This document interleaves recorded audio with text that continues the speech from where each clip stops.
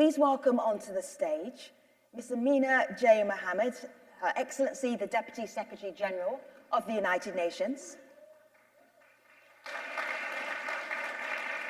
Her Excellency Minister Mia Mottley of Barbados.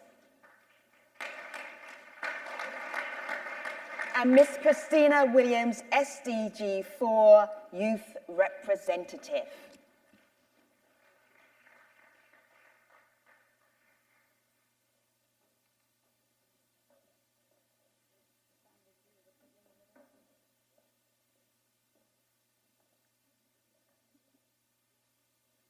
Please be seated. This is the future.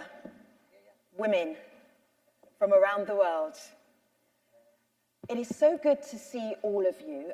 I'm actually going to start, and this was my instinct, but then it was solidified by Prime Minister Mottley and by the DSG about who should start. And they said, oh, Christine has to start. So Christine, you have heard an entire afternoon of how do we accelerate the SDGs, what do we need to do, concrete actions from various heads of states and leaders around the world. From a youth perspective, what are your expectations? How do youth accelerate the SDGs? Thank you, Femi. I think how we accelerate the SDGs from a youth perspective, it's from a place of social awareness and social responsibility. Starting with social awareness, I feel as if young people are armed with the knowledge, the skills, the tools, the lived experience, and we're using that to provide our inputs in the different documents. We did a lot of work at the network. We're getting our inputs with the Pact of the Future, Declaration of Future Generations, etc. And we're leading our own initiatives, we're leading our own policies, we're working with governments, we're co-creating all those good things. But I want to stray a little bit from the expected answer to talk about social responsibility. And I want to speak directly to my young people who may be watching live on web TV or even in the room, is that we always call for a seat at the table, the proverbial seat at the table. I don't have one right now this afternoon, but I do have a seat. And if we truly want to accelerate SDG progress as young people, we have to create other spaces for other young people. When we get a seat or a table, whatever it is, we also need to diversify that space. We need to also ensure that the local voices, the indigenous voices, the young people in conflict zones, etc., that their voices reach these rooms. So we have access, the young people that do have access, we do have privilege. We must use it for the better of the other young people if we want to accelerate SDG progress. Prime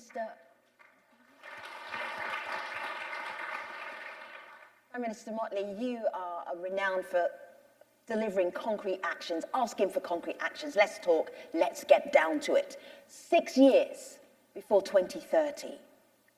How do we use that time to accelerate, to achieve the SDGs? We have to both walk and chew. The reality is that, as Christina just said, you're going to need mobilization, grassroots mobilization, civil society mobilization. But that mobilization is equally to put political pressure on those who must make decisions, because the major elephant in the room is the financing. It takes cash to care. And whether we like it or not, we've not stepped up to the table sufficiently, and there are too many distractions.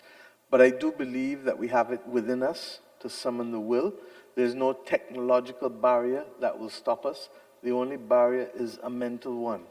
And as I said in this very same room on Saturday, it was that, and I think President Biden repeated it this morning in quoting President Mandela, it's not impossible until it's done. And the bottom line is that we have found ourselves in the midst of the entire fulcrum of what is happening. It feels funny. It feels like most days we will not make it.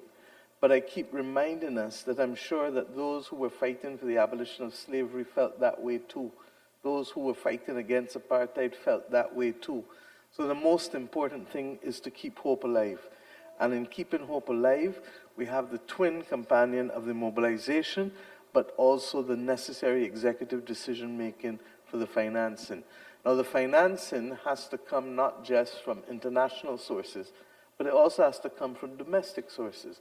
And we're good at pointing fingers at others, but when we point one, three are pointing back at us, and one to heaven.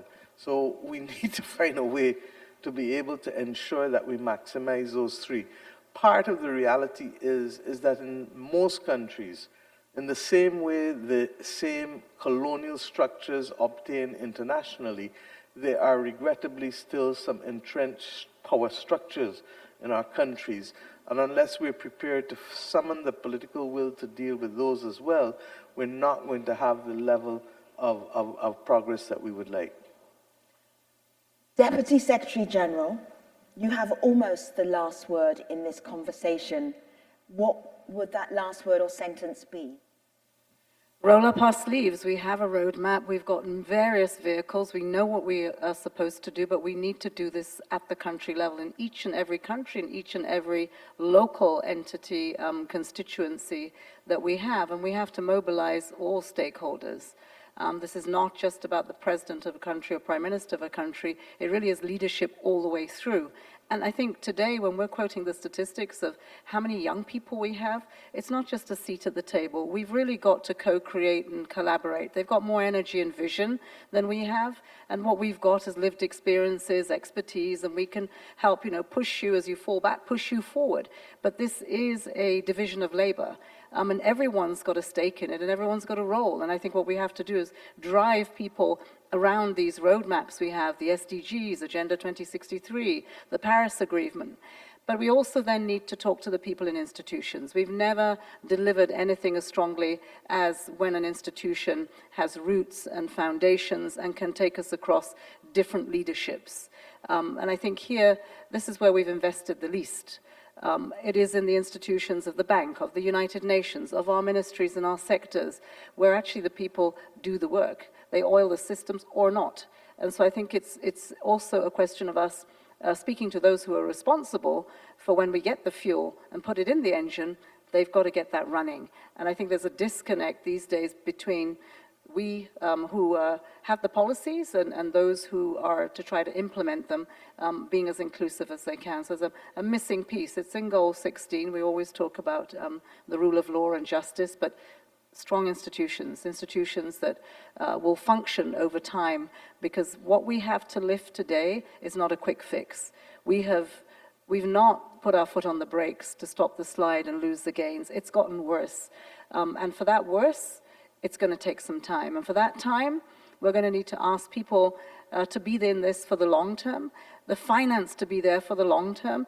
Everything has to be there for the long term. Yes, there's a huge amount of urgency that's needed because of people who can't see tomorrow. But we need to know that this is a long haul now. We've left it too long, and we've got to get down, stuck in it for the next 6 years to prove we can do it, and to strengthen that foundation and start putting those building blocks up really quickly. So out the door with the pact, SDGs, technology, finance, and most of all, we hope all of that will crowd out conflict, will crowd out the misery that is always on the shoulders and the burden of women and children and young people that carry. Deputy Secretary General, Prime Minister Motley, Ms. Christina Williams, we are almost at the end, but it is definitely the end of this conversation. Thank you so much. Okay, thank you.